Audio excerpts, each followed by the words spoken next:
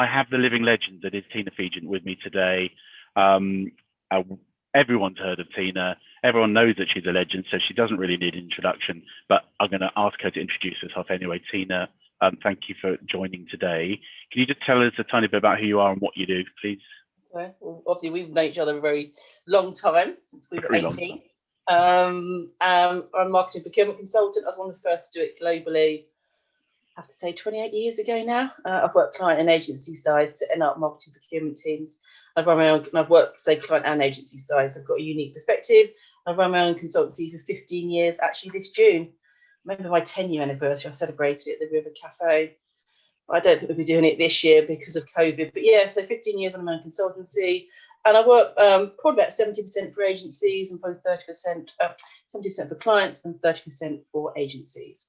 And that's all things to do with marketing procurement, so pitches, negotiation, mentoring, coaching, marketing strategy, setting up teams. So yeah, so feet in both camps. I chair the purchasing group on marketing. I'm also a volunteer director for the Conscious Advertising Network, which we've got 6 manifestos, trying to stop funding hate and misinformation. Also on the advisory group for Ad Green, which is a new initiative that we're launching. That's going to start to charge a levy on production. So yeah, sort of been around a bit in terms of marketing procurement. And that is why Tina is a legend. But a poacher and gamekeeper, let's be honest, depending on which hat you're wearing, has worked client side, has worked on agency side, understands this dynamic. And this has come from a conversation I had when I was doing a pricing workshop last week, because the thorny old issue of procurement came up. So I said, I've known Tina for 10 years, like she said, since I was 18. And I thought I'd just ask a couple of questions and maybe do a bit of myth busting. So we're not going to spend long on this, but let's just kind of go at it. So the first observation in this discussion was that procurement are really difficult to work with. Is that true? I would say it's incorrect. I think for years I've battled against agencies resisting the role of procurement because obviously, we are fairly new, even though I've been doing it for 28 years. I think agencies haven't wanted to or had the mindset to deal with procurement. Yes, they are different characters. We do think differently. There's a study that we did 15 years ago called Magic and Logic, where basically it says that clients and agencies love the magic, but what about the logic? What about rates? What about return on investment? What about project management, enter stage left procurement? And I think procurement has a different mindset. They have processes, which has been alien to a lot of agencies. So I don't think they are difficult. I think it's a lack of understanding, and I have to say lack of investment of time from agencies in thinking they are different. They're not like our marketing or events or our research, whatever category of internal client you're dealing with. They are procurement. They have a role to play. They have increased, especially since the pandemic. They're much more at the top table than they ever were because there is a focus on things like costs and contracts and key things like sustainability, supplier diversity. So I think you have to, as an agency, invest the time to keep up to date with what is going on with procurement. Sure, they could have different metrics. So you could have a procurement team that are focused on cost savings. I mean, that's just the way it is. You have other ones, some really great ones out there. So procurement people with Adidas or Coke or Sky that are looking at driving value. But you need to understand where they're coming from, that they will have different metrics. They will be tasked with different objectives. And actually, you need to understand how to work them. So no, I don't think they are difficult. I think you have to invest the time to understand what they're after and how to work best with them. Brilliant. So they're not difficult, they're just different. Yes. And particularly different to most of the people that we would talk to within a client, and certainly different to most of the people we work with in an agency. So it's invest the time to understand it. Brilliant, brilliant, brilliant. So the second thing was that all procurement people, you've touched on it already, but all procurement people are interested in is driving down the price. Is that true? I think, again, as I said, it does depend on the objectives. If you've got two companies that have merged and they've gone to the city or Wall Street and said, we are going to save £500 million on savings, obviously you're going to know that. You've seen that in the press. You know that there's going to be cost savings. So that will be an objective. At the end of the day, procurement is there to manage the supply base and manage the marketing or any budget, be it buying HR, IT, marketing or direct materials. So cost does play a role. But I think the good marketing procurement people, the really experienced ones, are increasingly look at driving value. We want the best suppliers. We want the innovative suppliers. We want the ones that stood, next to us from the last 12 months that were partners. And that's a word that sometimes procurement does struggle with, partnership. I think in the last 12 months, procurement's come to learn that word and use it better. So I think you need to play the game. I think you need to know if they are targeted with cost savings. There's also some myth that procurement get a percentage of what they save. That was my next question. Are they incentivized based on how much they save? There could be a savings target that is in place that could be across the department. So don't forget, a procurement department in a large organisation or small organisations can cover a wide remit of things. So even marketing procurement, if you look at the number of categories we manage, there's 17 plus different categories: advertising, print, CRM data, and sometimes it's one procurement person. I'm not asking you to get your tiny violin out and start crying for us, but if you've got a wide procurement team that's covering everything from direct to indirect, there could be a savings target for the department that may be narrowed down to, say, marketing. It won't be an individual from that point of view. The ones to watch out for is where there is a third party, obviously not myself, but sometimes you have got these third party procurement consultants that are measured on cost savings. So I would advise any agency watching, if a client said, I'm bringing in, not the big boys usually, it tends to be those sort of really sort of middle specialist procurement consultants, and they are targeted to say, right, we're going to save money, we're going to get X% of what we can save. And would you include the outsourced procurement operations as well in that? So people like, let's not name names, but Vodafone, who outsource all of their procurement to an offshore third party, presumably that the relationship you can develop with them is different than you could with a procurement person who's based in-house. Yeah, it's funny because I actually had a conversation with one of our mutual friends we mentioned earlier about a client of hers who's dealing with one of these third parties negotiation, and it's they've gone through a pitch, they've gone through a chemistry meeting, and now they've been handed off to this third party. And she was saying, actually, do they need to negotiate how they do it? So I think it depends on the outsourced party, but I do think a lot of them are targeted on cost savings, so I'd definitely keep an eye out for that. But procurement could have a target, but it probably won't be per central that person. It probably will be across the team, but also they are targeted on getting the right suppliers in, getting the contracts in place, driving added value, for example. So ask them. I think agencies, are a bit scared, and they've had a bad experience.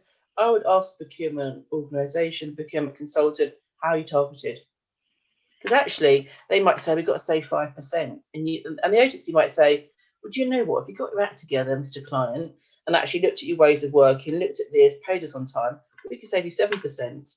But sometimes the procurement can be a bit sneaky. So I would always ask them how they're targeted if you think it's a thing that's driving a lot of the issues.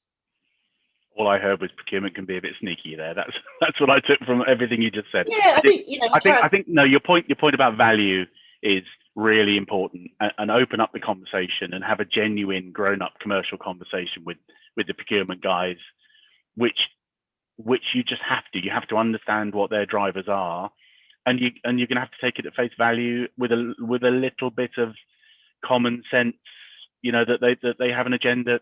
Everyone has an agenda, so that's going to be in the background, whatever they tell you, and you do very good summaries of my ramblings. And they can be a bit sneaky with the other thing.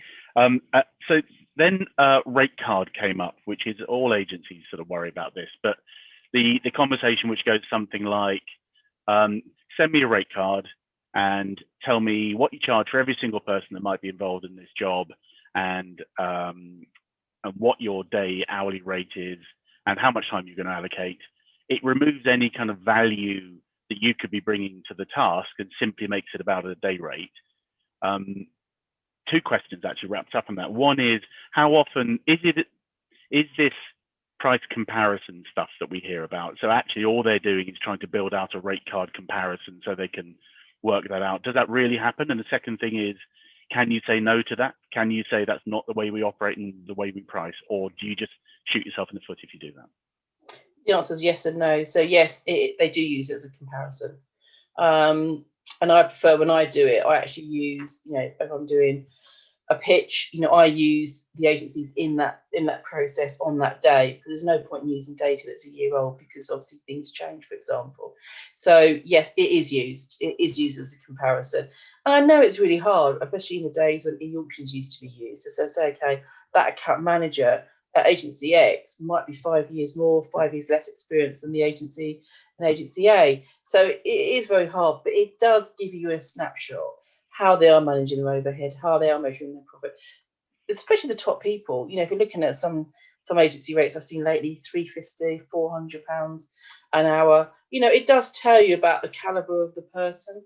I've actually been doing a project in the States, and actually one of the people I've been working with then actually goes on LinkedIn and looks at people's job names and job description. I haven't gone that far, but quite interesting, because actually some people being charged out as, maybe senior account director or actually account managers. So yes, it is used. If I would not say no to not supplying it. The trick is, again, you're dealing with procurement. Back to my first point, what are they going to do with that information? Just think of it differently. If you know they're going to ask you to be knocked down, we'll build something up. Don't be ridiculous. And you were £150 an hour, you're now 200, for example. But, when I worked agency side, is play the game a bit more and just think, right, okay, I'm doing procurement. We know there's going to be a bit of give and take. Put a bit of fat in. Yes. And something interesting you just touched on there, which was around. I've lost the point entirely, so let's move on. And we're not going to edit, so that's going to be great. How professional. Yeah, so a rate card, it is a pain. And by outputs, looking at driving pricing by outputs, that's, people are starting to talk about that. So okay, here's £5,000 or £10,000 for output, but how do you calculate the output? You do it by hourly rate and hours. So I think it is important. You do have to play it. You do have to play the game with it. I think at the moment, there's people saying there's different remuneration models. We need to move away from rate card. I think it's very hard to move away. We should charge like solicitors. We should charge for time. I think it is quite hard to look at doing that. And I don't think we ever move away from it, to be honest. Okay, and I've remembered that point now, which was you seem to suggest that actually if people are charging very high hourly rates, that might not be seen as a bad thing. It might be seen as the caliber and the quality of the people that are being put on the business. Whereas I think a lot of certainly independent agencies would go, Christ, well, we can't charge £2,000 a day for our senior people, so let's just shave the rate back. Whereas procurement might say, well, if you're charging a lot more than that, then it's probably because they're a very high caliber. Is that right? Yeah, people buy from people. And a good marketing procurement person will know that, will know the marketplace, will know the agency. Oh, that named person or that individual, oh, the internal client wants to use the agency because of that planner, that designer, that research person. Because again, you can turn that against you when they start nickel and diming with you. You could, if you know that they particularly want that planner, well, I've got to reduce their hours. Oh no, don't do that. Because don't forget, it's always the internal client that's got the budget. They're the final decision maker. Procurement is there as a facilitator to run a tender process, which I know agencies don't like, but it is there, unlike Boris Johnson's flat refurbishment, to make sure that you follow the letter of the law and you follow the process and that everyone is treated fairly and equally, and you get to a position where you have got that short list. But marketing or the internal client, whoever it is, has the ultimate decision making, and they will want to buy from the people they want to buy from. I want that person. I love their thinking, and procurement is there to facilitate that. So yeah, I think you should think about the value. It's like buying a pair of jeans at £5, £100 or £500. But one are you going to look after most at £500? I'm just starting to imagine where on earth you buy your jeans, Tina, but that's a whole different video. That was it. Those are the questions that bobbed up from that session. So thank you for jumping in so quickly to answer that and being so candid. If people do want to get in touch, because I know you've worked with me in the past and you've worked with other agencies to help them when they're trying to get through this past this negative mindset and deal with procurement people, how can they get hold of you? Yeah, I've got a website which is tinafegent.com. And that's Tina, Tina, not tuna. As when I checked into WPP reception a few years ago, got typed up. So it's only 4 letters. So it's Tina Fegent, and that's Fegent. Same as Regent, but F, as my mother always said. So tinafegent.com. So yeah, just drop us a line. Happy to discuss with any agency. Tina, that's brilliant. Thank you. And that is why you are the legend. Thank you very much.